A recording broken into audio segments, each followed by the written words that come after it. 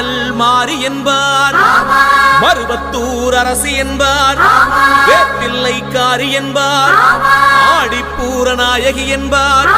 சுயம்பான தேவி என்பார், சிங்க